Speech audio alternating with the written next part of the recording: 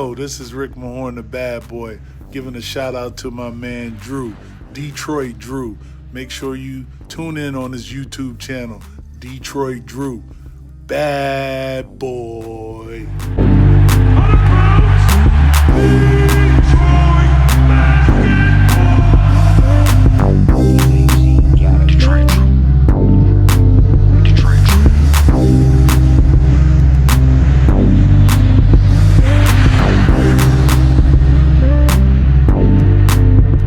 Yo, what's good, peeps? Hopefully you guys are having a good day today. I guess I gotta take the mask off. Forgot about that.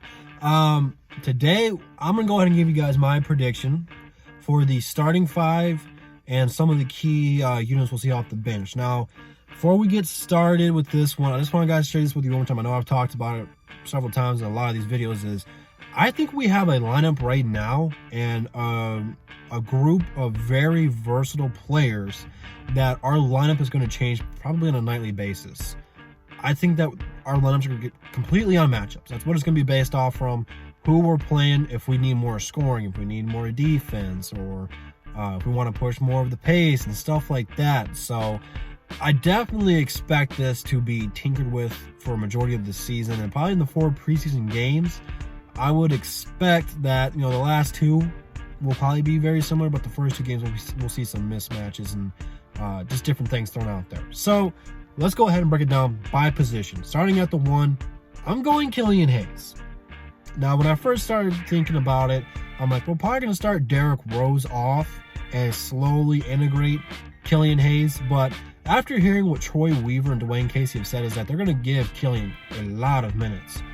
What better way to give him minutes than start him? Start him right away, let him learn, have Derrick Rose come off the bench and show him what he's lacking, what he needs to learn, and have him be the mentor off of that. So Killian will be starting. Derrick Rose is the 6th man. If they do start Derrick Rose, I'm okay with it. Derrick Rose is one of the best players that we have. He has earned the right to start. But we've seen Reggie Jackson start over him. We've seen Tim freaking Frazier start over Derrick Rose. So do not be surprised if Killian Hayes is there starting. And quite frankly, it needs to happen. Killian's our future. It's who we're going to build around. And Derrick Rose can start. I'm cool with that. But I think that we need to save Derrick Rose to close the games out. He's our clutch performer. He's taking the final shot. I think that's what we need to save Derrick Rose for. Starting at the 2, I got Mihailuk. And quite frankly, unless Josh Jackson develops and becomes the player that he should be, which I think he's going to have a phenomenal year, fresh start, coming back home, he's going to have a good year. Mihailuk's got this one on lockdown. 40% three-point shooter, good passer, athletic guard. He really showed people what he could do. And, I think a lot of Luke Kennard fans are kind of mad that we got rid of Luke, but Mihailuk can do everything Luke Kennard can do. Plus, he's more athletic. And quite frankly, I think he's going to become a better defender as well. There's a couple times last year he got burnt, but he was a 2nd-round draft pick. It was his 2nd year, technically his rookie year last year, because he hardly played at all his rookie year. So he should improve on every aspect of the ball as well. And then we got a couple guys that can play the 2, like Grant can play the 2 at times, but we're going to really use him for the 3 and the 4. We're going to talk about him here in a second, but I think Jackson's going to be our backup 2. We just signed Leangelo. Leangelo can play 2 if he ever makes it up here. And then we got Wayne Ellington, probably as the 3rd-string 2 guard. One of those games we're going to be down. We're going to probably throw Ellington and Mihailuk out there to try to hit some 3s and get caught up. Starting at the small forward, unfortunately, I got Jeremy Grant. And that's not a bad thing. I want to see Sekou. But Grant's more proven right now. And you paid Grant the bag. You're paying him $20 million. You have to start Grant. You have to. He's going to have a phenomenal year this year. He's going to be more involved in the offense. He's going to have a bigger role than any team he's probably been on. And he's been a great 3rd option for the Nuggets and the Thunder. So if that's what it boils down to, you got a solid guy. His calling card is going to be defending and forcing turnovers and getting in transition, getting easy buckets, spacing the floor out, hitting 3s, and doing everything for us. So I'm going to call him our Swiss Army knife. He's very versatile. He can play the 2 through the 4.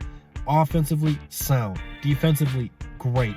He's going to be a fun player to watch, and a lot of you guys are going to fall in love with him. And backing him up, Josh Jackson, he can play the 3. Sekou Doumbouya is probably going to play some minutes there. But I really think Dwayne Casey likes playing him at the 4. So it's something we have to keep our eye on. Both Grant and Sekou are very similar in the aspect they can play multiple positions and do different things on the court. So I think we got a good pairing there. For other guys that can play small forwards like Luke and Ellington, those guys can play the 3 if you want to play small ball as well. And I know I'm going to miss some name out there because, quite frankly, we've signed so many players. But I really think that the backup small forward is going to be Bay. It's going to be Bay. He can play the 2 as well, but he's going to be the 3 and D guy. Because, like I said, I think Casey likes playing Sekou at the 4. This is going to be where Bay is going to come in handy. And I haven't talked about what Bay brings to the team yet because there's just been so much news flying around. I can't get caught up. We go months without news and boom, here we go, drilled with Piston news. But Bay is going to be a 3 and D guy. He's going to be a fun player to watch as well. Him and Blake Griffin have worked out together since he's been drafted, and Blake Griffin says he's just asking the right questions about how to get better, what he needs to do. So I think that he's going to be one of these guys in the next 3 years that's just going to get better and better and better. So it's going to be fun to watch him for sure. I definitely got my eye on him. I think that he'll be our primary backup 3. And then starting at the 4, it's Blake Griffin. No brainer there. He looks healthy. He's been in the gym. Guess what? No knee brace or padding on that knee. He's ready to go. He's talked to Dwayne Casey, said he doesn't want any minute restrictions. If he's out there, he wants to play Blake Griffin style. So it's encouraging to see him play like that. So we'll have to watch him very carefully because I don't want to overuse him. But he's all in. He said whatever he can do for the young guys, whatever the Pistons ask of him, he is more than willing to do. So Blake Griffin's being a very team-friendly player. He's being a leader. And then backing him up is Sekou Doumbouya. Like I said, Casey sees him as a 4. I'm cool with that. That's what Siakam is. But again, Sekou's interchangeable, so he can be out there at the 4, but technically playing like a 3, if that makes sense. And I think Sekou should have a big year. Sekou put in so much work this offseason. I'm ready to see what it corresponds to in the regular season. And then, someone like Stewart, who's a little bit undersized to play the 5, can play the 4. Okafor, at times, maybe you'll see him out there at the 4. It'd be very, very rare to see so. But yeah, I think that's really our power forwards there. I can't think of anyone else that can play power forward really for us besides Grant, Sekou, and Blake. That should be playing. But I'm sure I left somebody off the list because we've made so many moves. I don't even know who's actually on the team.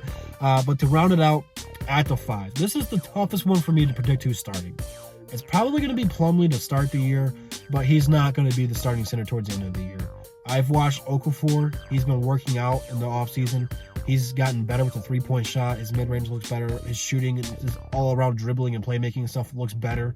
I expect him to get a lot of minutes, but come mid-season, I think that Stewart, he's going to be the guy. His intensity, he's fearless, high-energy kind of guy. He's going to come in here. Pistons fans are going to love him. This is going to be probably the most Detroit Piston player we have on the team right now. Him and Grant. He fits the mold for Detroit basketball. I really want to see him get minutes early on, even if it's coming off the bench, even if it's just 10 minutes a game. But I think it's going to be Plumlee and Okafor to start out. Stewart's going to have to fight and scratch and claw to get those minutes. But have no fear. He is the real deal. He is going to get playing time this year. At some point in time, we will have a lineup out there with Killian, Bay, and Stewart, where all 3 of our rookies are out there at the same time. Throw Sekou into the mix. Throw Luke out there. That's our young core. Let's see what they can do together. And I think Casey is realizing that he needs to play the young guys more. So do not be surprised if he is out there game number 1 with some minutes. Doesn't mean he'll be starting, but I think we're very deep at the 5. We have almost every single center in the league on our team. At least that's what it felt like in Troy Weaver this offseason. So the 5, it's going to be based on matchups. If we're going against a smaller team, you're going to have Okafor out there bullying people. Plumlee's out there to set screens and rim protect and try to draw some fouls and stuff down there. He's not really particularly great at rim protecting. I think the highest he's ever averaged for his season is like a block and a half a game. But he goes out there and he's going to contest shots. He's probably going to end up on a few posters. But I'd rather have a team that goes up there and contests those shots, is not afraid to get dunked on, than someone who just leaves the paint wide open, doesn't want to get a foul. So I think our 5, we could be more aggressive out there. So like when Andre Drummond was here and he got in foul trouble, we were kind of screwed. Here it won't be the case. Go out there, be aggressive. Foul.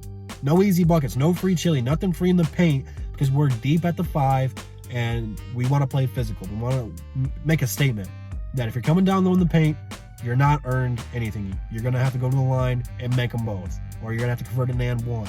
And I'm kind of looking forward to that attitude. So we're very deep at the 5 position. And I think with that, that's our starting 5. So our starting 5 is going to be Killian Hayes, Svi Mihailuk, Grant, Blake Griffin, and Plumlee to start out the year. But like I said, I think Plumlee, he's not going to be in the starting 5 towards the middle of the season.